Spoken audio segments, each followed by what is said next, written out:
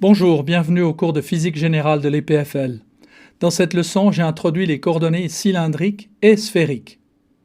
Il se peut que certains d'entre vous aient de la peine à se représenter les définitions des coordonnées sphériques. Pour cette raison, les préparateurs ont construit un modèle tridimensionnel et j'espère que cela va vous aider. Ensuite, je vous montrerai une expérience qui se prête particulièrement bien à l'usage de coordonnées sphériques. Voici une sphère dans laquelle on a taillé un cadran pour définir les coordonnées sphériques.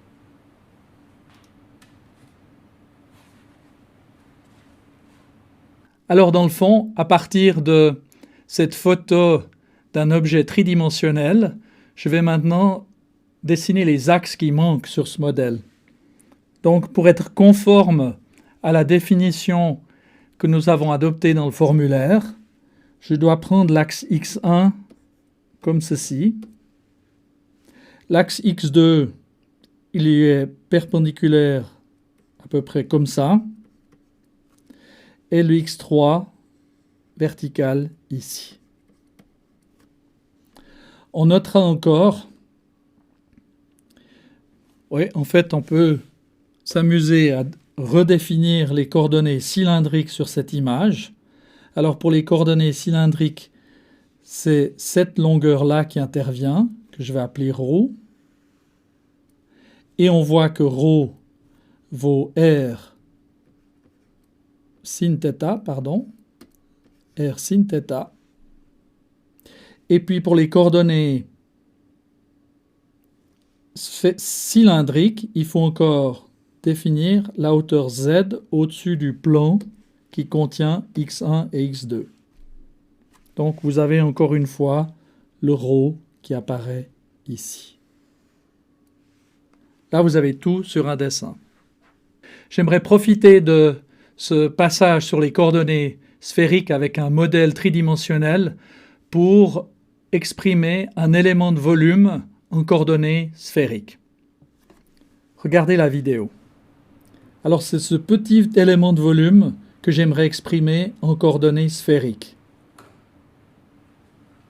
Voilà une photo de notre petit élément de volume.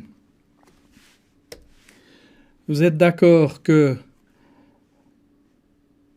dans cette direction-là,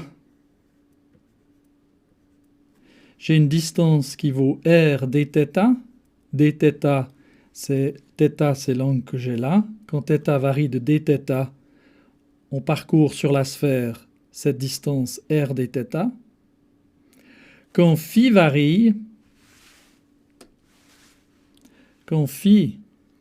de dφ, on va varier de cette grandeur-là. Et cette grandeur-là, ça va être notre ρ, si on appelle ρ le rayon de ce cercle ici. Et donc ici, on a une distance qui vaut ρ dφ. Et puis évidemment, dans la direction radiale, on a une dimension dr. Donc, on finit avec un élément de volume. C'est donc le volume de ce petit cube. On a ρ dφ dans un sens, on a R dθ dans l'autre sens et dr dans la direction radiale. Et avec ρ qui vaut R sin θ, on se retrouve avec cette formule-là, R carré sin θ dφ.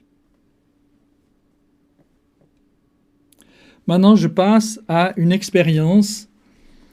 Il s'agit d'une bille dans une glissière hémisphérique. Ce demi-arc noir est une glissière. Il y a deux billes, une rouge, une noire au fond de la glissière. Et vous allez voir sur le film qu'on a la possibilité de faire tourner cette glissière de façon contrôlée avec une vitesse angulaire constante. Et on peut changer la vitesse angulaire. Et vous avez peut-être remarqué que les billes rouges et vertes sont maintenant de côté, elles ne sont plus au fond de la glissière.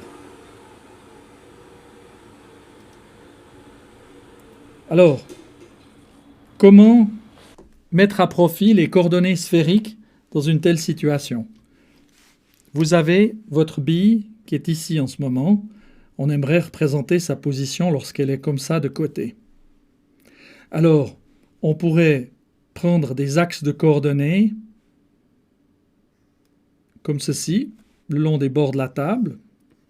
x1, x2, on a peut-être une projection comme ceci, donc on aurait l'angle phi qui est là. Mais qu'est-ce qu'on va faire avec θ?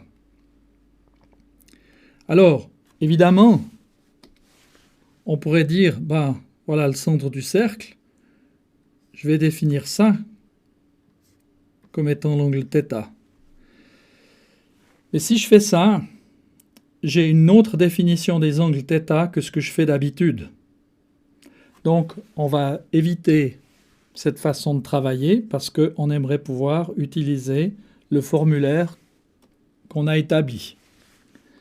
Par conséquent, ce que je vais faire, c'est que je vais définir mon origine du référentiel ici au centre du cercle.